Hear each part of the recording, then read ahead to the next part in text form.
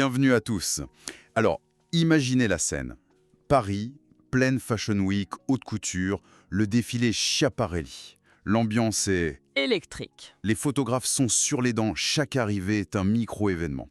Et puis, ce lundi 26 janvier, le temps, il semble s'arrêter. Une voiture s'arrête et Sophie Marceau en descend.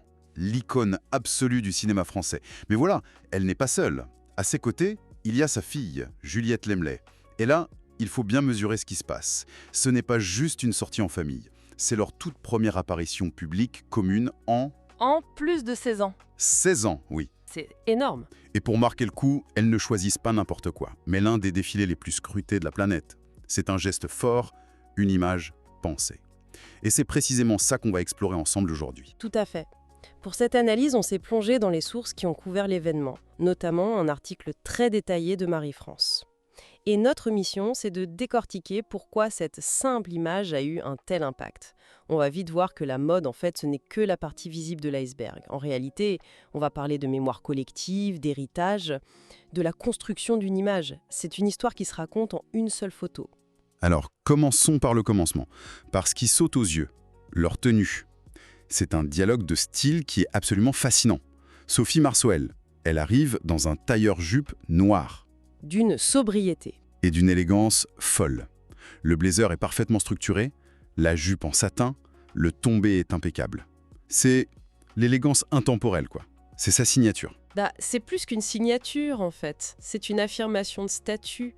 À son niveau de carrière, elle n'a plus besoin de prouver qu'elle est à la mode. Son style est la référence. Ce choix du noir, de la coupe classique mais moderne, c'est une manière de dire « je connais les codes, mais je joue dans ma propre catégorie ». Il y a une puissance et une sérénité incroyables qui se dégagent de cette tenue.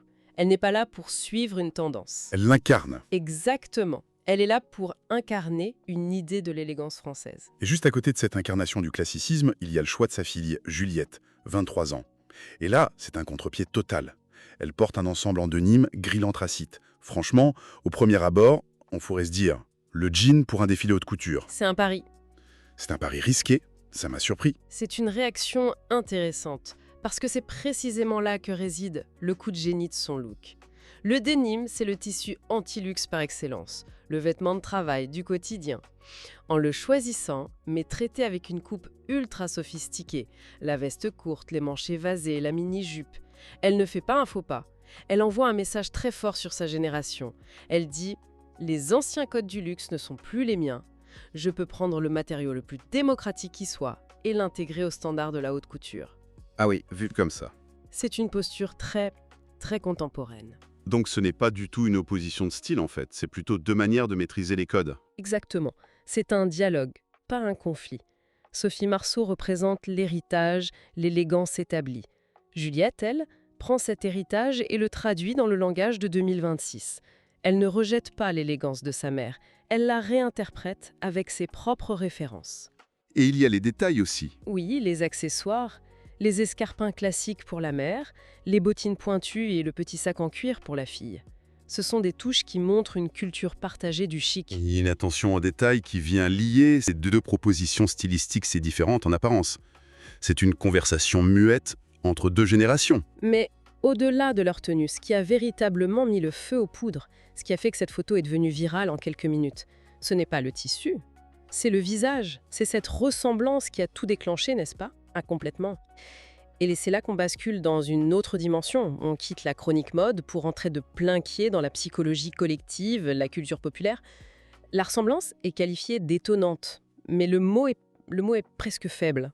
Ce qui est dingue, c'est que la connexion ne s'est pas faite seulement entre la mère et la fille, là, aujourd'hui. Non, la connexion, elle s'est faite instantanément avec une autre image. Une image qui est ancrée dans l'inconscient collectif français, celle de Vic Béreton dans La Boum. La Boum. On parle d'un film sorti en 1980, Sophie Marceau avait 14 ans. Et soudain, en voyant Juliette, des millions de gens ont eu l'impression de revoir la Vic de leur adolescence. C'est vertigineux. C'est absolument vertigineux. Et c'est un phénomène culturel puissant. Pour comprendre l'impact, il faut se rappeler ce que La Boum a représenté. Ce n'était pas juste un succès au box-office, c'était un miroir tendu à toute une jeunesse. Vic, c'était la première ado moderne du cinéma français. Elle n'était ni une enfant, ni une femme fatale. Elle était entre les deux, avec ses doutes, ses écouteurs sur les oreilles, ses premières amours. Le film a capturé l'air du temps d'une manière qui a marqué au fer rouge une, voire deux générations. C'est vrai, c'est une sorte de Madeleine de Proust cinématographique. Le film, la chanson reality, Bien sûr, ça déclenche une nostalgie immédiate. précisément. Et donc, quand Juliette Lemley apparaît en 2026, elle ne fait pas que ressembler à sa mère. Elle ressemble à un souvenir. Elle incarne physiquement la nostalgie de millions de personnes. Ce n'est plus seulement Juliette, la fille de Sophie, c'est Vic, 45 ans plus tard. C'est fou. L'apparition devient une sorte de machine à remonter le temps.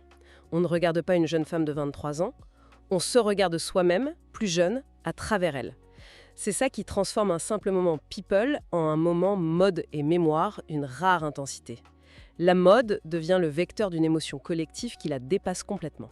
Vu comme ça, on comprend mieux pourquoi l'impact a été si énorme.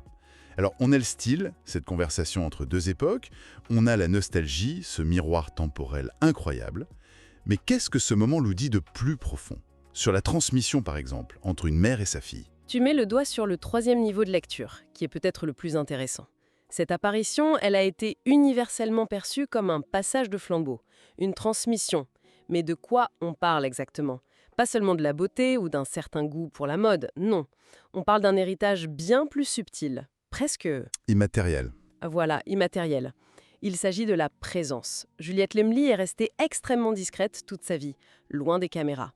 Et pour sa première grande sortie, sous une pression médiatique maximale, elle n'apparaît ni effacée, ni timide, Non, pas du tout. ni écrasée par la célébrité de sa mère. Les photos montrent une jeune femme d'un calme, d'une aisance, d'un charisme assez bluffant. C'est ça l'héritage immatériel. C'est cette capacité à être dans l'espace public, à gérer les regards, à habiter la lumière sans se laisser dévorer par elle.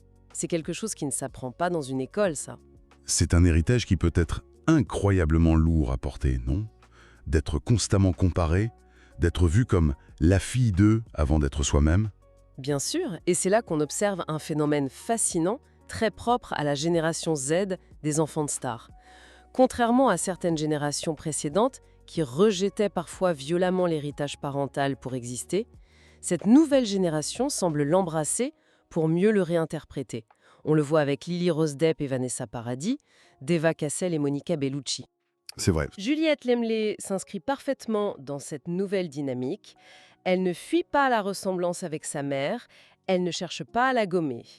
Elle l'utilise comme un point de départ, un socle sur lequel elle vient poser sa propre modernité, son propre style. Donc elle ne dit pas « je ne suis pas ma mère », elle dit « voici ce que je suis en plus d'être sa fille ». C'est exactement ça. Elle transforme ce qui pourrait être un fardeau en une force. L'apparition au défilé Schiaparelli, c'est en quelque sorte sa déclaration d'intention.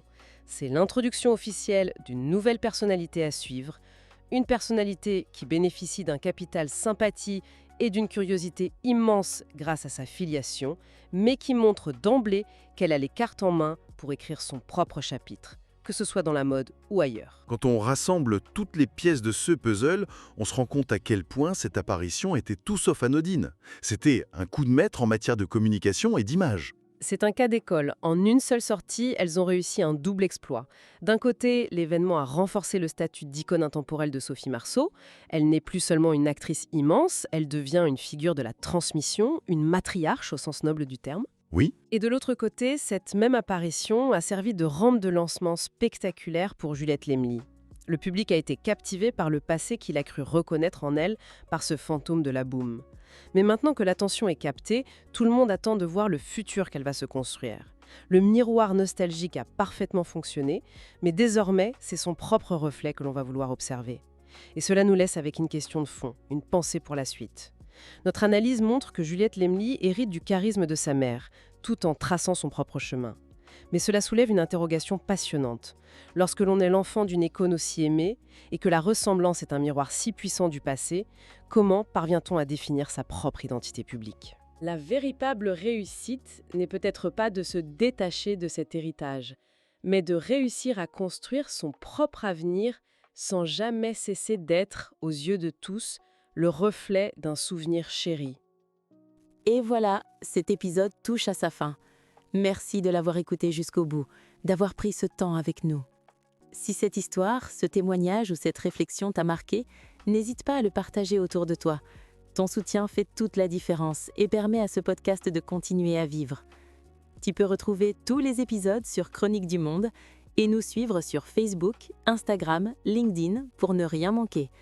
Et si le cœur t'en dit, laisse une note ou un commentaire. Ça nous aide énormément. On se retrouve très bientôt pour un nouvel épisode. D'ici là, prends soin de toi et reste à l'écoute.